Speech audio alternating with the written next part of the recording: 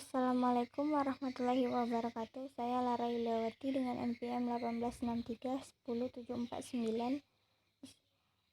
Di sini saya akan menjelaskan tentang kebijakan pemerintah dengan mata kuliah telaah kurikulum dan perencanaan pengembangan.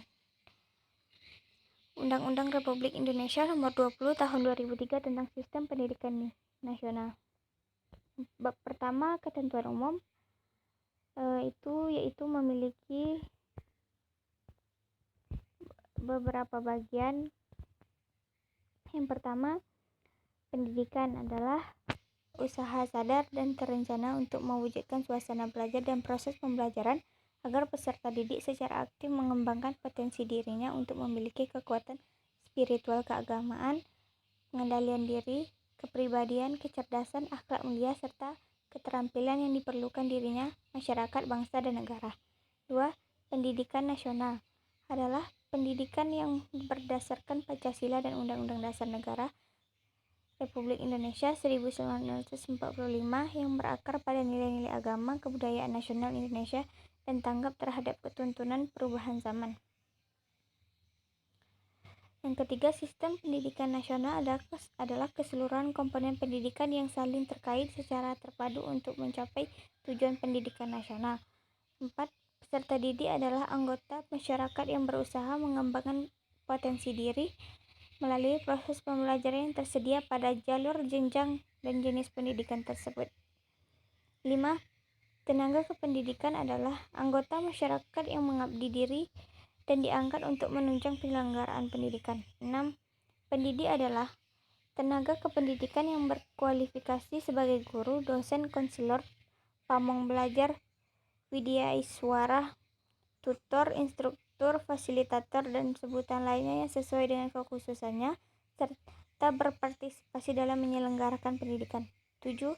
Jalur pendidikan adalah wahana yang dilalui peserta didik untuk mengembangkan potensi diri dalam suatu proses pendidikan yang sesuai dengan tujuan pendidikan. 8. Jenjang pendidikan adalah tahapan pendidikan yang ditetapkan berdasarkan tingkat perkembangan serta peserta didik, tujuan yang akan dicapai, dan kemampuan yang dikembangkan. 9. Jenis pendidikan adalah kelompok yang didasarkan pada kekhususan tujuan pendidikan suatu satuan pendidikan. 10. Satuan pendidikan adalah kelompok layanan pendidikan yang menyelenggarakan pendidikan pada jalur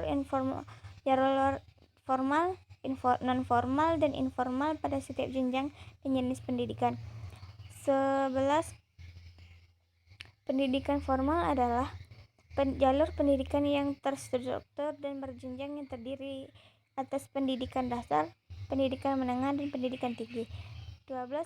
Pendidikan non-formal adalah jalur pendidikan di luar pendidikan formal yang dapat dilaksanakan secara terstruktur dan berjenjang. 13. Pendidikan non-formal adalah jalur pendidikan keluarga dan lingkungan.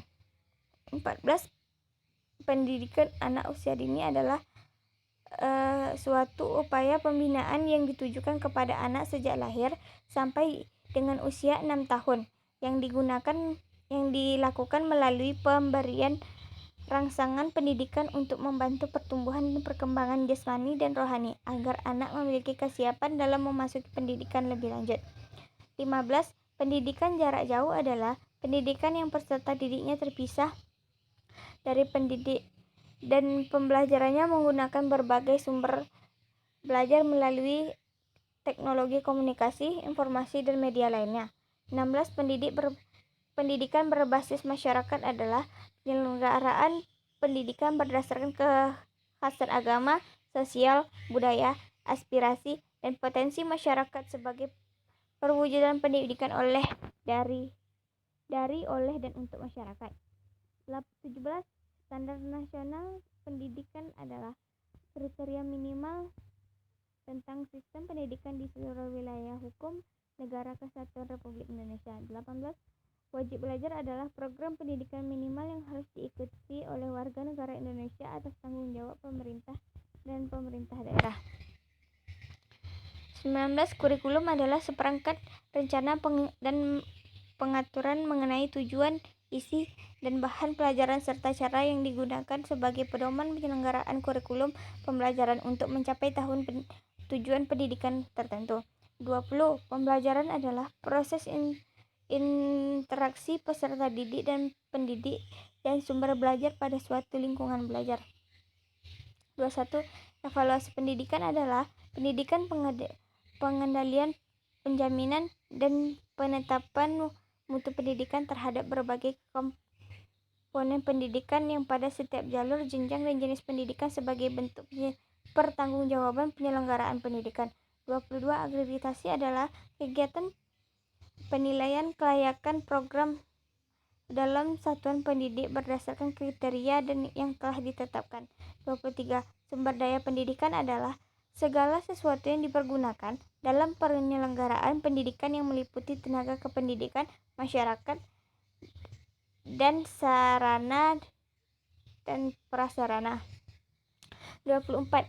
Dewan Pendidikan adalah lembaga mandiri yang beranggotakan berbagai unsur masyarakat yang peduli pendidikan.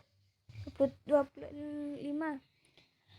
Komite daerah atau madrasah adalah lembaga mandiri yang beranggotakan orang tua atau wali peserta didik, komunitas sekolah, serta tokoh masyarakat yang peduli pendidikan. 26.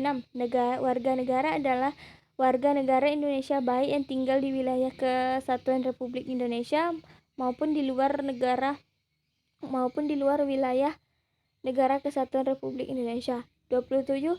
Negara masyarakat adalah kelompok warga negara Indonesia non-pemerintah yang mempunyai perhatian dan peranan dalam bidang pendidikan.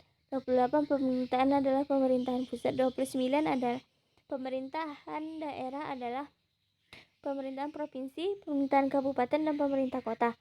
30. Menteri adalah menteri yang bertanggung jawab dalam bidang pendidikan nasional.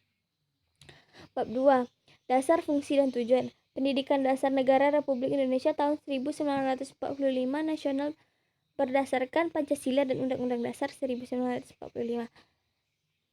Pendidikan nasional berfungsi mengembangkan kemampuan dan membentuk watak serta peradaban bangsa dan yang bermartabat dalam rangka mencerdaskan kehidupan bangsa, bertujuan untuk berkembangnya potensi peserta didik agar menjadi manusia yang beriman dan bertakwa kepada Tuhan Yang Maha Esa, berakhlak mulia, sehat, berilmu, cakap, kreatif, mandiri, dan menjadi warga negara yang demokratis serta bertanggung jawab. Bab 4. Hak dan kewajiban warga negara, orang tua, masyarakat, dan pemerintah. Bab 5. Peserta didik. Bab 6. Jalur, jenjang, dan jenis pendidikan. Jalur pendidikan terdiri atas pendidikan formal, non-formal, dan informal. Jenjang pendidikan formal terdiri atas pendidikan dasar, pendidikan menengah, dan pendidikan tinggi. Jenis pendidikan mencakup pendidikan umum, kejuruan, akademik, profesi, vokasi, keagamaan, dan khusus. Bab 7. Bahasa pengantar. Bab 8. Wajib belajar. Bab 9. Standar nasional pendidikan. Bab 10. Kurikulum. Bab 11. Pendidik dan tenaga kependidikan. Bab 12. Sarana dan prasarana pendidikan. Bab 13. Pendanaan pendidikan. Bab 14. Pengelolaan pendidikan. Bab 15. Peran serta masyarakat dalam pendidikan. Bab 16. Evaluasi, akreditasi, dan sertifikasi. Bab 17. Pendirian satuan pendidikan. 18. Penyelenggaraan pendidikan oleh lembaga negara lain. Bab 19. Pengawasan. Bab 20. Ketentuan pidana. Bab 21. Ketentuan peralihan. Bab 22. Ketentuan penutup.